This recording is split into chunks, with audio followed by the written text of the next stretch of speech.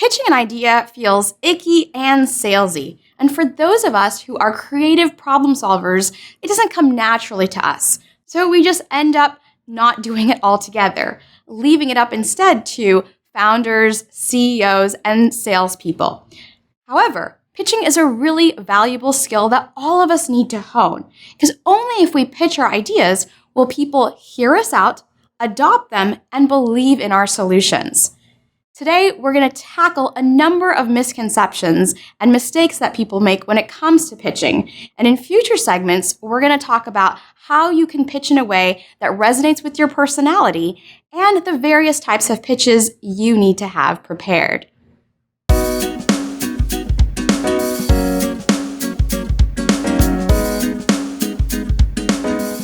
Welcome to Build, brought to you by Pivotal Tracker. I'm your host, Purnima Vijay Shankar. Each Build episode consists of a series of conversations I host with innovators, and together we debunk a number of myths and misconceptions related to building products, companies, and your career in tech. Today we're going to be diving into the misconceptions around pitching, and to help us out, I've invited Marie Peruchet, who is the author of the latest book, One Perfect Pitch: How to Sell Your Idea, Your Product, Your Business, or Yourself. Thanks for joining us, Marie. Thanks for having me, Purnima. We met at a conference earlier this year, and as I recall it, your background is not in tech. So walk us through your background and what lured you into tech. My name's Marie. I grew up in Normandy, originally from South Korea, born there, and was adopted to French parents. And because I always loved traveling, my first career was actually being a journalist. Okay. I was a radio journalist, and I started out from Brussels, working for Radio France. Then I decided to move further, and I worked for the French International Radio from New Delhi in India, covering politics, earthquake. And 2 years later, I thought it would be great to also work from one of, largest giants in Asia. So I moved to Shanghai, where I worked for the BBC. And then after, that was my big turning point, because I moved to Silicon Valley. At the beginning, I was covering some tech, but mainly it was for the presidential elections for former President Obama, end of 2008. When you arrive here, you realize that first, you don't have to use VPN, to get access to information coming from China, but also that everybody is embracing entrepreneurship. And that means that you have a laptop, you have a Wi-Fi connection, and you have an idea, and you want to see if you can put it through and then push it to the market. And I thought that was very exciting. So I thought, okay, what's going on here? What can I do? And I always loved, helping people tell their own story through the media. But at that time, it was a big explosion about the platforms. How do you communicate, your company story? How do you communicate about yourself? How do you go for funding? And I started helping entrepreneurs and startup founders communicate that story to the world, and also to investors here, but also users and partners. I mentored at different incubators, including, 500 startups, mentored at, Japanese, Korean, Chilean incubators here, and then starting having my own clients, helping them, communicate their idea for funding, but also on their website or on social media. And dive more into corporate training, where, I've worked with large companies here, because, internally you also need to be able to present your ideas effectively in very short formats, because people, they have very short attention spans. Yeah. So that's a lot of great work that you've done around pitching. What then inspired you to go from doing that work to writing the book, One Perfect Pitch? So, when you're a journalist, you think that down the road, you're going to write a book at some point. Okay. But I was not a journalist anymore. And what happened is that I was featured in the Wall Street Journal for my work, and McGraw-Hill, they actually pitched the book idea to me. Oh, that's great. Yes. And I said yes, even without knowing what it means to write a book. So I know a lot of people don't enjoy pitching. They don't feel like they're good at it. They're not a natural. They might be shy or introverted. How do you help people get over those situations? First of all, people should think about why they're so uncomfortable pitching. And it has to do with, thinking about your business ahead. So it takes a lot of time to think about it. And it takes a lot of preparation, knowing, your user, what your business does, your brand identity, your identity. So that's why it's very important to think ahead about what you're trying to convey. And then when you're confident about your idea, it makes it much easier to be able, to pitch your idea. The second thing is also practice. Mm-hmm. You don't wait, for the last minute or for people to fill you questions to pitch, because here, it's very competitive. People are coming from all over the world to look for funding, but also, trying to get and acquire users and customers.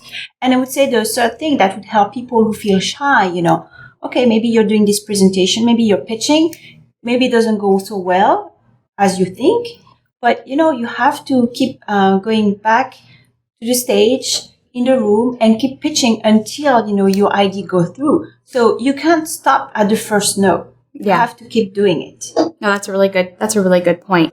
Of course, if you're looking, on the internet, if you're looking at great speakers, think about in 1988 at the Democratic Convention, there was the Arkansas governor called Bill Clinton. He was a very, very bad presenter at the time, but you know how much money he makes today while speaking. So nobody's very natural. There are techniques, and you need to acquire those techniques to feel more comfortable and manage your anxiety. There's also a number of mistakes that people make when they are pitching, and you cover some of them in your book. The first one is not taking the time to make people care about what it is you're talking about. So what exactly does that mean, and how do you make people care? How do you make people care when you're trying to convey an idea? Mm-hmm. You have to put yourself in the shoes of your audience. So it means that you have to have empathy, because maybe you've got that idea, from the closet of your room, or from your garage, or from your basement if you're living on the East Coast or in any other countries. But, you have to understand, how your product, your service is solving a problem for the person who may buy that product from you. And that's why, when you're a founder, because you're so entrenched, in the work, you need to take some perspective and really put yourself in the shoes of your audience. We also have people in our audience who are very technical, and a lot of times when they are presenting an idea, they get really bogged down in that jargon, which may not be comprehensible by somebody who's not technical or on the business side or has some other expertise. So how would you explain to them how to manage that? So they should think about how to make their pitch simple, because whoever they're going to pitch it to, that person is going to pitch their idea to somebody else. Mm-hmm. So that's why they have to make it simple. For many founders, their biggest problem is knowing where to start their pitch. Mm-hmm. And in my book, I describe 3 ways to start your pitch. The first one is telling how you're solving that problem. No. The first one is telling about the problem that you're trying to solve. So putting yourself in the shoes of the person. Another way to start your technical pitch is talking about the breaking news. What's the latest about your product or your idea? Maybe you've just debugged something in your software, or you've just released a new product, something that makes it exciting for people. And the third way to start your pitch, when it's a technical pitch as well, is talking about all the achievements that your team has achieved in the past week or in the past month. So that's a great way to grab the attention of your audience. Yeah. Now, I know another thing you mentioned in the book is having a universal story, right? And this is something you can start your pitch with. So walk us through what exactly is a universal story. I recommend founders to start with a universal story because that's how they find something that they can have related to what they're doing, meaning that founders think that what they're doing is very unique and very special. But if you're looking around, you realize that maybe 10 companies are doing the same thing as you're doing. Yep. And when you're thinking about the people who are going to buy your product or your service, they cannot just be your family or your close friends. You have to understand that, hey, this product could be used in that country, in that segment, in that market, and make it relevant for everyone. Do you have an example of a reader or somebody that you coached to come up with a universal story that you could share with us? Yes, I've coached a company that were developing sensors, and the sensors were actually bees. Okay. And those bees were able to detect, some illegal substances, for example. And what we found out is that founder, his grandpa was actually the largest exporter of honey from Turkey. Okay. And so everybody understand honey, everybody understand, bees. So that's very universal because it's a common and plain English language that people can use to convey their ideas. Got it. So you started with that and then talked about the sensors rather than starting with sensors, which people may or may not understand immediately. Okay. Exactly. Because you always have to think that people are going to pitch for you. As I'm pitching about himself today, right. I need to be able to understand. And the more simple you make it, the easier it travels. Yep. So simplicity is important, but I know a lot of us in tech love information and data. One of the things that you talk about in your book is sometimes we don't present enough information, or the data that we share isn't the most relevant or can be confusing. How do you recommend people decide on how much information is enough and how to present data that's valuable? So I love data. Most of the time, they tend to overwhelm people with data. So you have to maybe, for example, if you're thinking about a slide presentation, just maybe one data per slide. That's enough, not 50 data per slide. Yeah. And also when they're saying, oh, not enough data, what they mean is that they're not precise enough.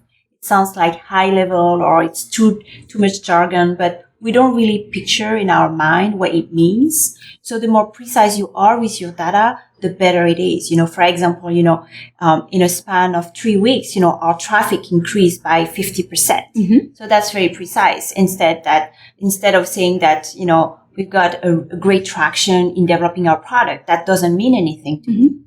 Got it. And so showing kind of that growth trend could be one way of representing it. Yes. Are there other techniques that you talk about? To talk about traction, you can say, okay, traction in a short amount of time, saying like in a month, we acquired X number of users. That could be another way to show it. So growth, but also our application has been, number one for, 6 consecutive weeks or 6 consecutive months at the Apple Store in 3 countries. And you're not bragging, but you're just stating the facts. Yeah. And it gives context to people because imagine what you're pitching, other companies are also pitching. So how do we get the right context to make a decision about, hey, should we have the next meeting? Got it. Well, thank you so much, Marie. This has been fantastic. Now, Marie and I want to know, are there mistakes that we haven't covered in this segment that you're worried about making? Let us know what they are in the comments below, and we'll be sure to address them. Okay, that's it for this segment. Be sure to subscribe to our YouTube channel to receive the next segment where we'll continue the conversation and dive into how to create a pitch that resonates with your personality. Ciao for now. This episode of Build is brought to you by our sponsor, Pivotal Tracker.